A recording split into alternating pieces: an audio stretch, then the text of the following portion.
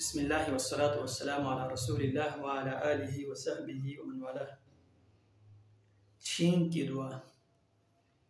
الحمدللہ یرحمک اللہ یہدیکم اللہ ویصلح بالکم۔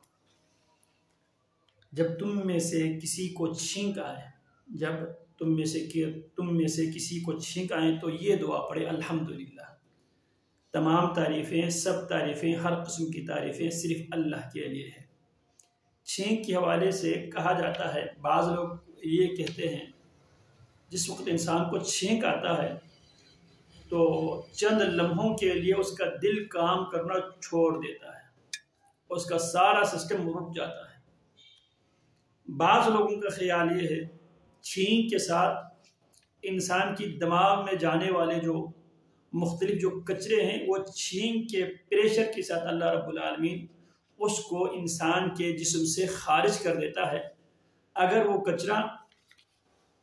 وہ چیز انسان کی دماغ میں یا انسان کے جسم میں رہ جانے کی صورت میں وہ چیز انسان کو نقصان دے سکتی ہے، تو لہٰذا اللہ رب العالمین نے چھینک کی جو سسٹم ہے اس کے ساتھ اس کچرے کو اللہ رب العالمین انسان کے جسم سے آؤٹ کرتا ہے۔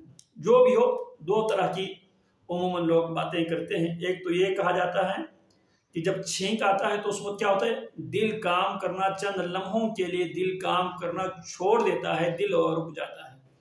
بعض لوگ کہتے ہیں نہیں، بلکہ چھینک کے ساتھ انسان کے جو دماغ میں جانے والے کچھ ایسے کچرے جو دماغ میں جانے کی صورت میں دماغ کو وہ چیز ڈیمیج کر سکتی ہے، وہ چیز چھینک کے پریشر کے ساتھ وہاں سے کیا ہو جاتا ہے، نکل جاتی ہے۔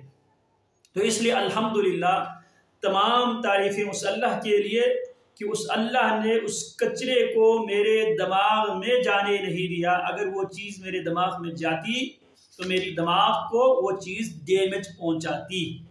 اگر ہم اس کو جو دوسرے لوگ جو کہتے ہیں الحمدللہ اس لیے ہم کہتے ہیں کیونکہ چند لمحوں کے لیے دل کام کرنا چھوڑ دیتا ہے، تو الحمدللہ کا مطلب کیا ہے، تمام تعریفیں اس اللہ کے لیے، ایک بار اس اللہ نے پھر میرے دل کو کام کرنے کی صلاحیت بحال کر دی۔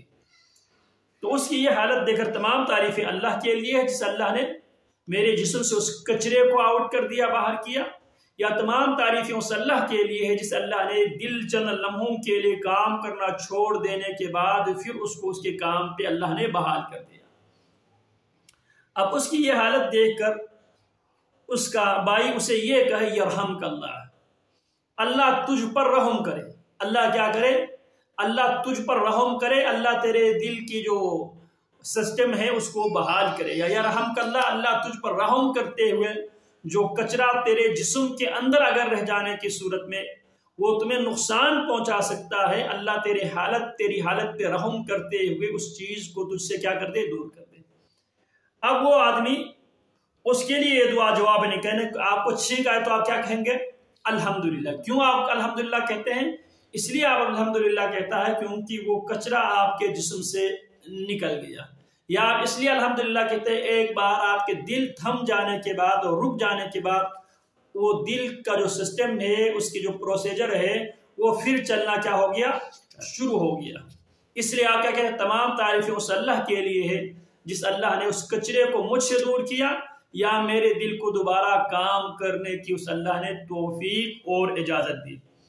تو آپ کی یہ حالت دیکھ کر جو سننے والے، جب آپ الحمدللہ کہے گا تو دوسرے کو حکم کیا ہے، وہ آپ کے لیے دعا کرے یرحمک اللہ، اللہ آپ کی حالت پہ رحم کرے۔ تو اس نے آپ کے لیے دعا دی ہے تو لہٰذا وہ آپ کے محسن ہے، تو اس کی احسان کا بدلہ آپ ان الفاظ میں دیں گے یہدیکم اللہ ویصلح بالکم، اللہ تمہیں بھی ہدایت دے، یہدیکم اللہ، اللہ تمہیں بھی ہدایت دے۔ اگر تمہارے اوپر بھی چھینک کی کیفیت طاری ہونے کی صورت میں، آپ کے جسم کے اندر سے کچرے نکل جانے کی صورت میں، آپ کے دل رکنے کے بعد کام کرنے کی توفیق اللہ کی طرف سے اس کو ملنے کی صورت میں، اللہ آپ کو بھی ہدایت دے کہ آپ بھی اللہ کی تعریف بیان کریں۔ یہدیکم اللہ، اللہ تمہیں ہدایت دے، وَيُصْلِحْ بَالَكُمْ، اللہ تمہاری حالت درست کرے، اللہ تمہارے حال درست کرے، اللہ تمہاری دینی، دنیاوی، جسمانی اور گھریلوی جتنے بھی تمہاری حالات ہیں اللہ ان کو کیا کر دے، درست فرما لے۔ اسی طرح جامع ترمذی اور مسند احمد اور سنن ابی داود میں نبی اکرم صلی اللہ علیہ وسلم سے یہ بات بھی مروی ہے، نبی علیہ السلام فرماتے ہیں اگر کافر کو چھینک آئے، کافر کو چھینک آئے اور چھینک آنے پر اگر وہ الحمدللہ کہے، کیا؟ اگر وہ الحمدللہ کہے، چھینک آئے اور چھینک آنے کے بعد اگر وہ کافر بھی الحمدللہ کہے تو ہم کیا جواب دیں گے؟ یہدیکم اللہ، اللہ تمہیں دین اسلام کی ہدایت عطا فرمائے۔ یہدیکم اللہ، اللہ تمہیں شریعت مطہرہ کی ہدایت عطا فرمائے۔